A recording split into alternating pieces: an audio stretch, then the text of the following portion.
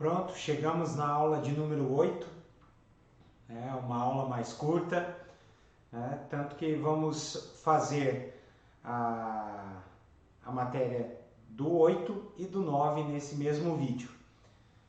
Amém? Começando pelo 8, a obra de Cristo, seu ministério atual. Como está Jesus hoje, segundo a Cristologia, como que Jesus está atuando hoje.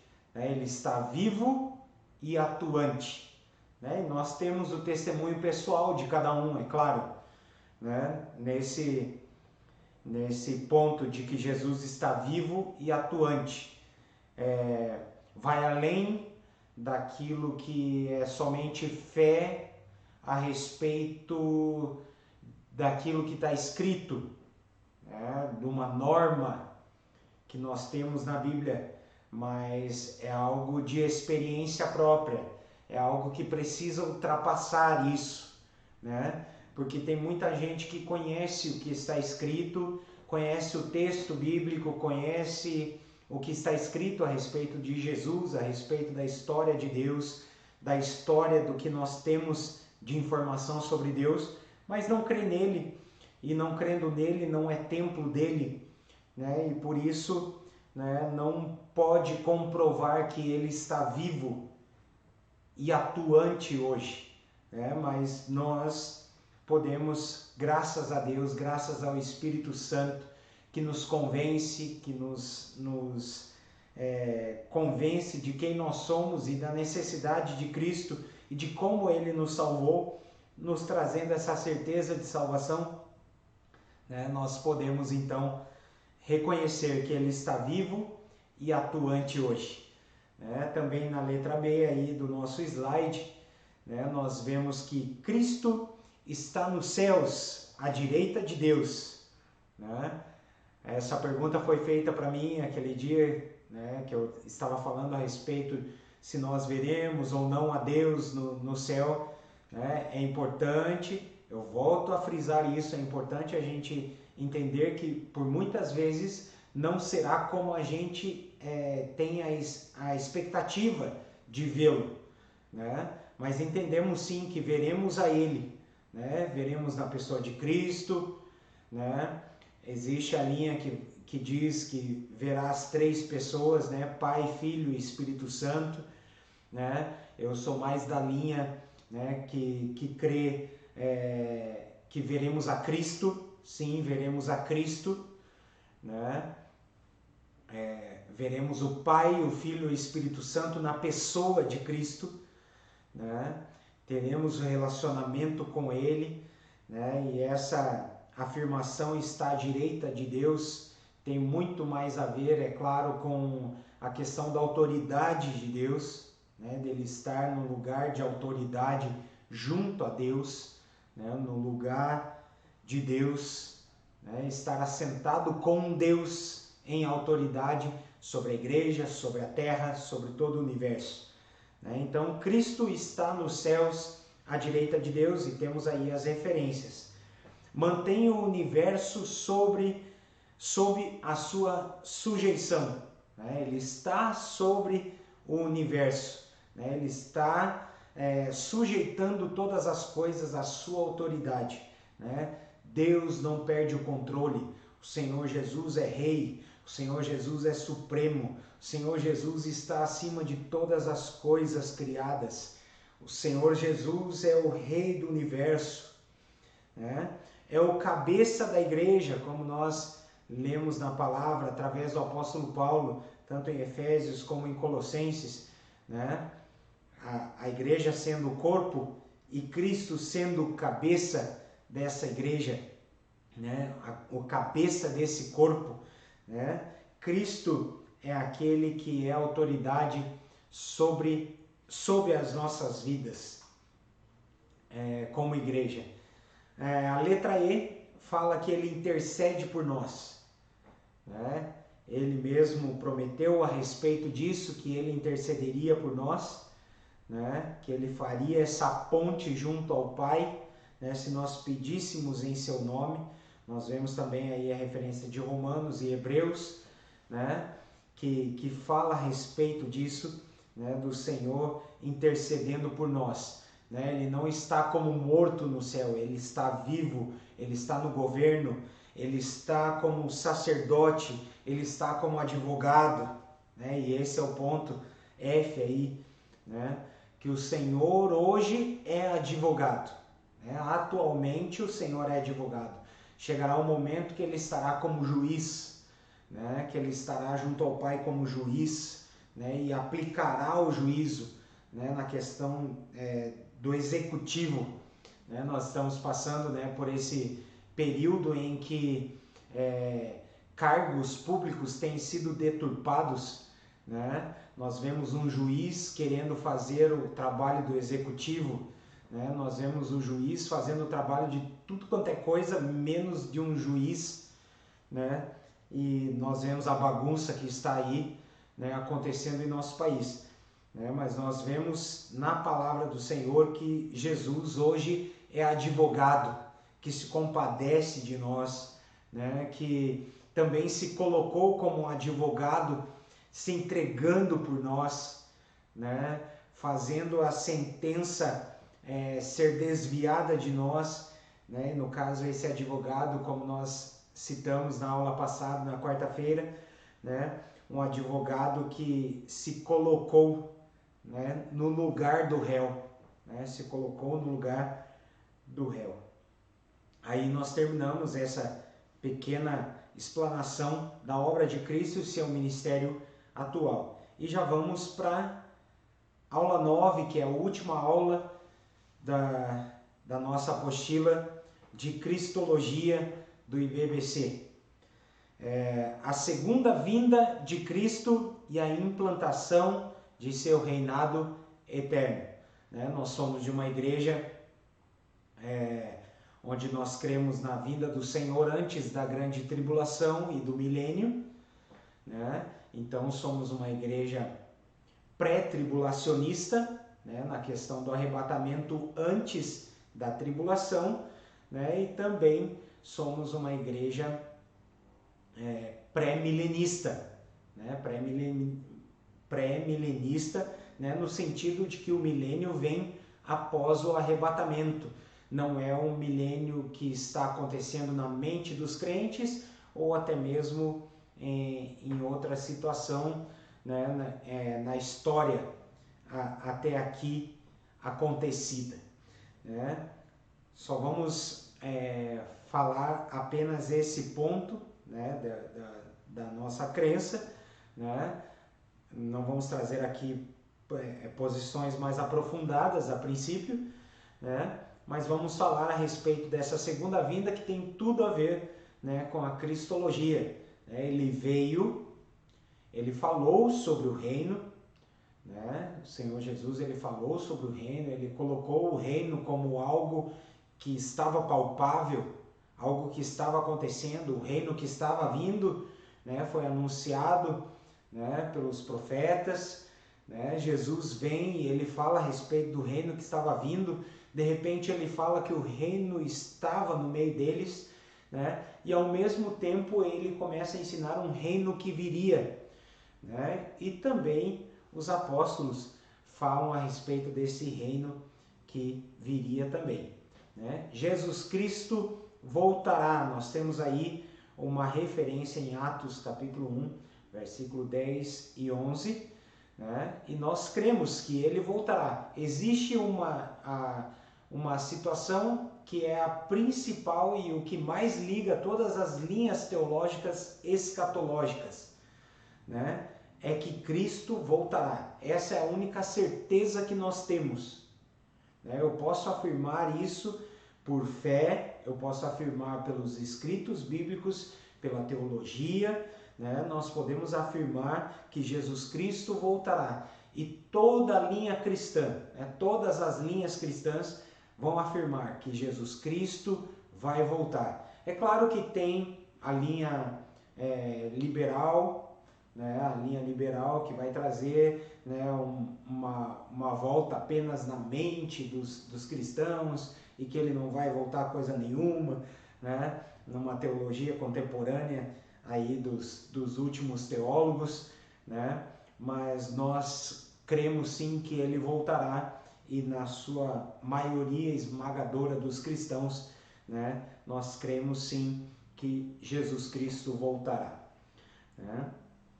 Seria uma intervenção final de Deus na história humana, né?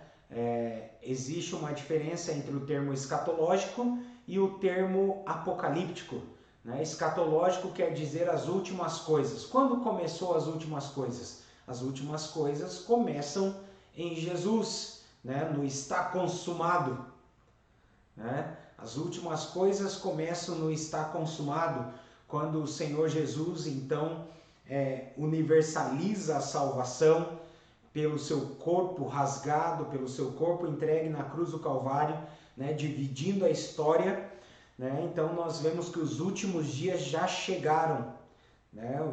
Os dias do Senhor já chegaram, né? Então não podemos viver como se nada estivesse acontecendo. Os últimos dias já chegaram, né? Por vezes a gente pensa assim, é algo tão distante, mas os últimos dias têm acontecido sim, já em nosso tempo, né?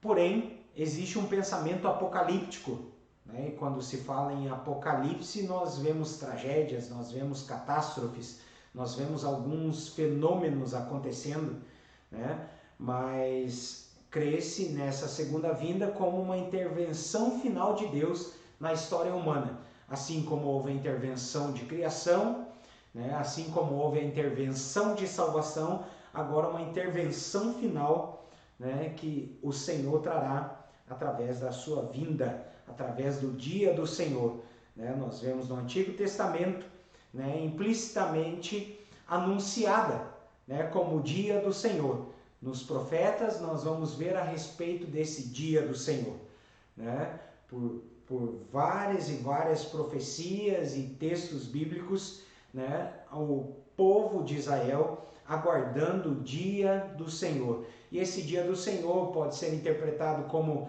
a vinda do Messias, né? Até mesmo a morte do Messias, mas também pode ser, né, como a vinda do Espírito Santo, pode ser também como aquilo que acontecerá no arrebatamento, né, ou até mesmo no juízo eterno do Senhor, né, no juízo final do Senhor sobre as nossas vidas, né, sobre a vida de toda a humanidade. No Novo Testamento, né, o Antigo Testamento anuncia, né, implicitamente, ou seja, um pouco escondido, né, está se revelando, mas de uma forma obscura. Mas agora no Novo Testamento, né, traz o cumprimento dessa esperança do Antigo Testamento, né, de uma forma de clarear aquilo que estava anunciado no Antigo Testamento. A obra redentora tem implicações passadas, presentes e futuras, né? Então a cristologia, na sua obra redentora, que não é somente na morte de Jesus, mas também na sua ressurreição e na sua vinda, tem implicações passadas, né? Até mesmo sobre aqueles que morreram antes da crucificação de Jesus, antes da vinda do Messias, né? Eu tenho essa concepção, eu aprendi a respeito dessa concepção, de que aqueles que morreram antes, né, tiveram a sua oportunidade de crer no Messias e morreram na esperança de um Messias, né? E aqueles que morreram nessa esperança de um Messias, né, eles seriam salvos também por Cristo, o Messias, né? Então, de uma forma passada, de uma forma presente, né, aquilo que nós recebemos é presente. E aquilo que está prometido ainda futuramente, né? Não temos acesso ao futuro, mas Deus, que é eterno, nós estudamos a respeito disso também, Deus eterno, o Espírito Santo eterno, nós temos Jesus eterno, o Filho eterno, né? Eles estão fora deste tempo, então eles conhecem o futuro e eles prometeram a respeito do futuro, então já é. para o Senhor já é, né, aquilo que há de acontecer para nós aqui que estamos neste tempo, neste século, né? Termos utilizados no Novo Testamento a respeito da segunda vinda de Cristo: o dia do Senhor, dia do Senhor Jesus, dia de Cristo, aquele dia, último dia, né? E daí tem mais alguns temas alguns nomes, né, para esse, ou termos para esse dia do Senhor que a nossa apostila coloca aí como etc, né? Então nós vamos nos deter a esses aqui: dia do Senhor Jesus, dia de Cristo, aquele dia e último dia. Agora no 9.1, as circunstâncias da segunda vinda de Cristo, né? As circunstâncias, quais serão as circunstâncias, né? Por vezes nós ficamos preocupados, o que esperar, né? O que esperar acontecer, ou que sinal terá, né? E até mesmo a primeira linha aí que nós temos nesse slide, né? Precedida por sinais, né? Nós vemos Paulo falando que o grego gosta de sabedoria, né? E os judeus gostam de sinais, e a igreja de Cristo crê em Cristo, né? Crê em Cristo. Então nós precisamos entender, né? Existem sinais, mas o próprio Cristo falou bem assim: olha, esses sinais vão acontecer, mas não se preocupe, isso ainda não será o fim, né? Os sinais acontecem, mas não é o fim. Um sinal, o que é um sinal? Um sinal é como uma placa de trânsito. Ela não é o fim em si mesmo, mas ela está indicando algo que está à frente, né? Como ser proibido de seguir à frente, ou ser proibido a virar à direita ou à esquerda, né? Ou uma placa de pare, né? Mostrando o perigo que será continuar sem parar, né? Assim como um sinaleiro ou um semáforo, né? Tem ali o siga, tem ali o atenção e tem o pare, né? Nós precisamos entender que a vinda do Senhor, né? A vinda de Cristo, né? Ela é precedida por sinais, então indicam essa segunda vinda do Senhor Jesus, mas ainda não é o final, né? Visível e inconfundível, né? Uma coisa que nós cremos até mesmo por conta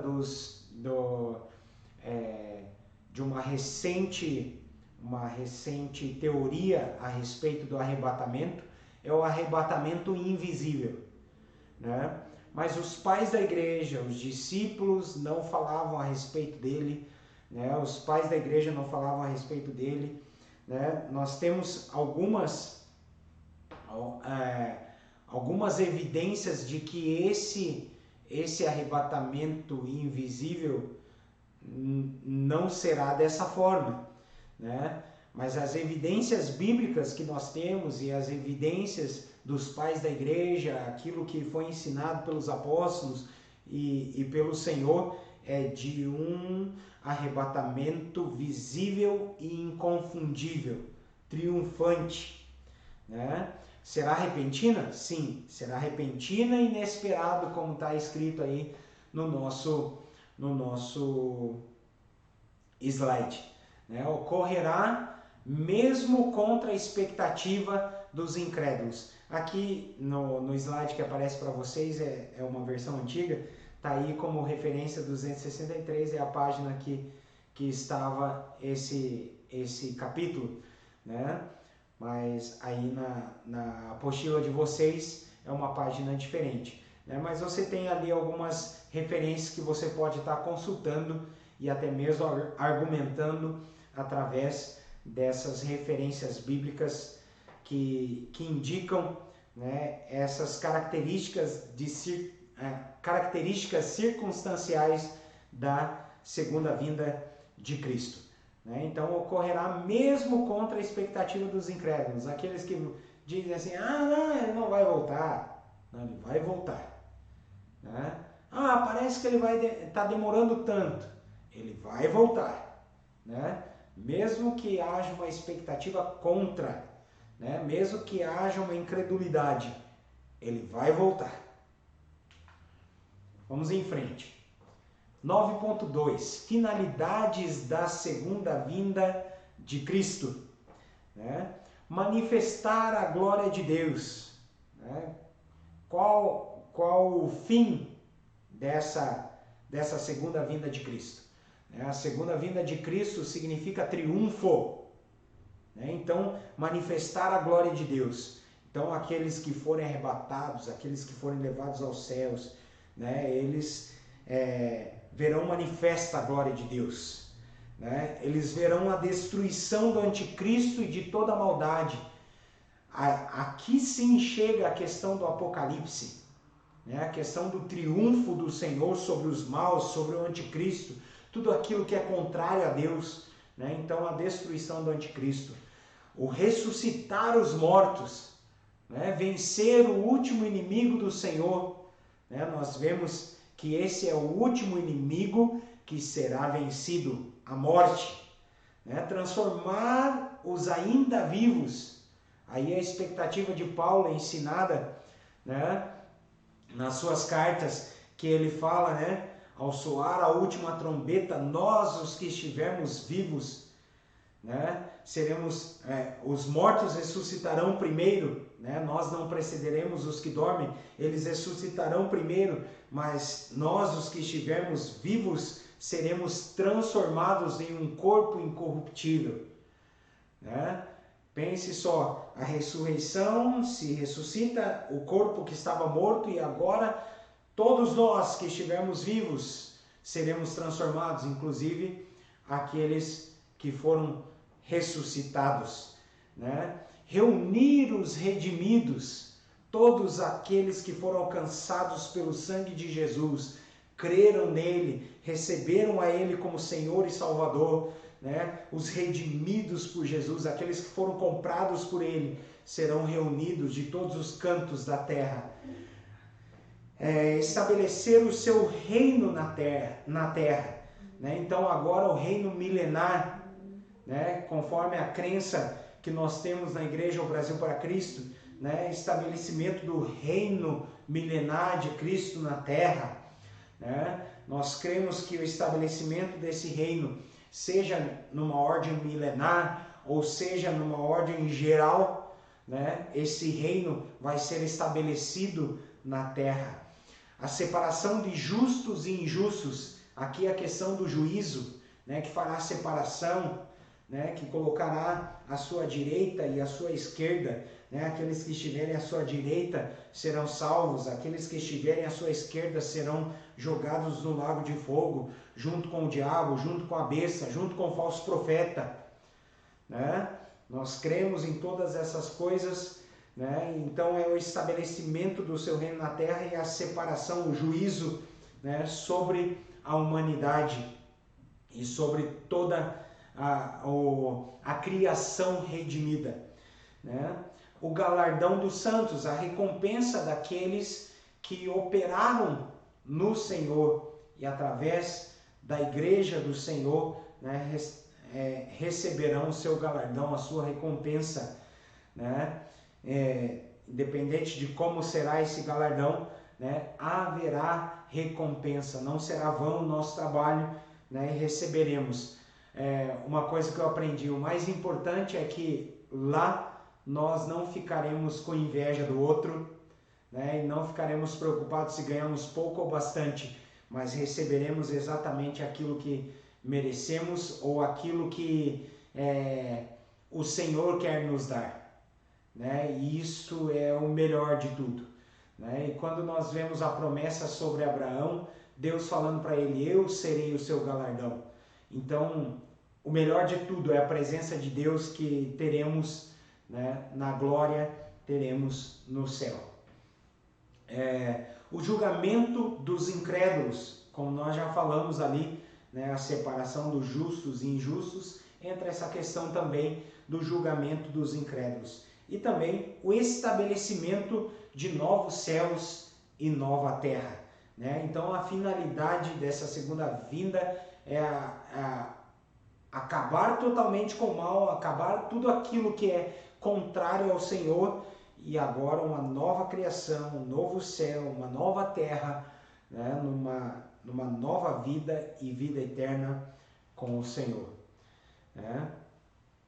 Ainda sobre essa segunda vinda de Cristo, né, é trazido aí na nossa apostila uma exortação à vigilância, né, a finalidade da segunda vinda de Cristo, ou até mesmo dessa anunciação da segunda vinda de Cristo, essa exortação, porque nós precisamos viver como se ele fosse voltar agora, né? Então a exortação à vigilância, exortação à santidade, então é um ânimo, né, para as pessoas a não desanimarem, a não pararem, a não voltarem atrás, mas permanecerem vigilantes e santos na presença do Senhor, guardando-se do engano, porque os falsos mestres estão a todo tempo, né? Nos últimos dias terão falsos mestres ensinando as suas próprias coisas, né?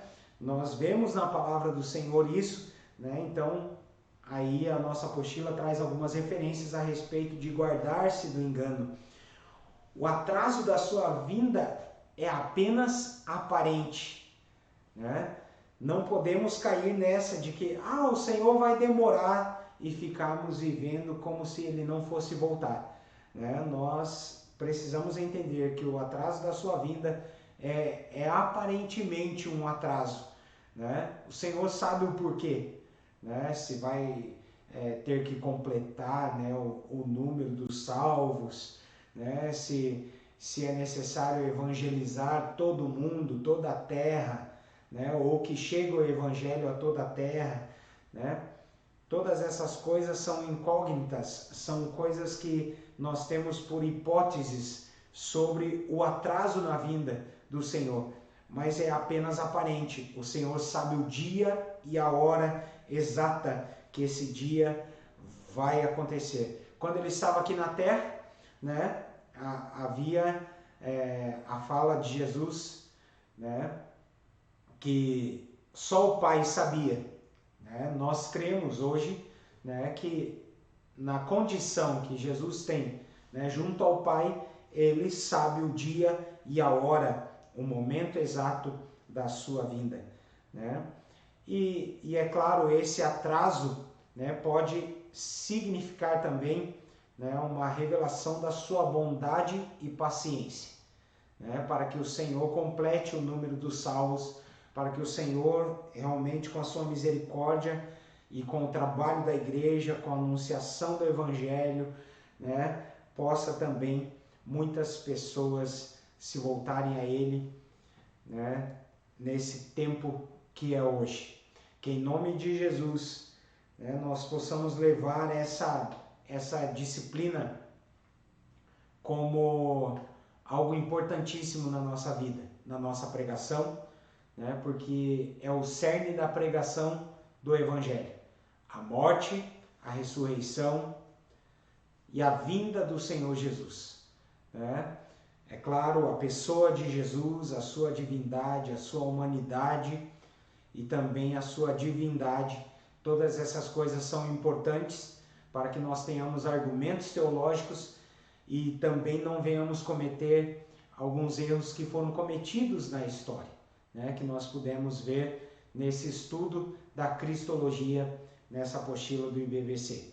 Né? Que em nome de Jesus, né, possamos ter sanidade em tudo aquilo que a gente prega, em tudo aquilo que a gente absorve da palavra, interpreta e ensina na casa do Senhor, para que com muita responsabilidade a gente possa levar as pessoas ao conhecimento de Cristo e à prática da santidade, né, da vigilância, como nós vimos aí que são finalidades dessa segunda vinda de Cristo, né? Porque é o que nós esperamos, que Ele venha buscar a sua igreja.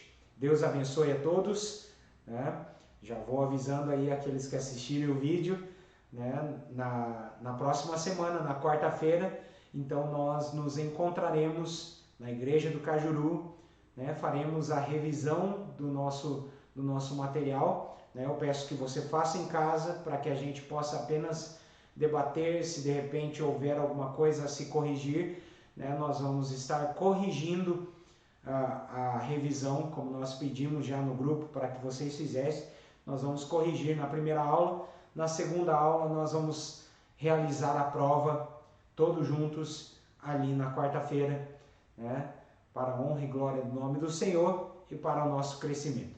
Deus abençoe em nome de Jesus, um ótimo final de semana a todos, né?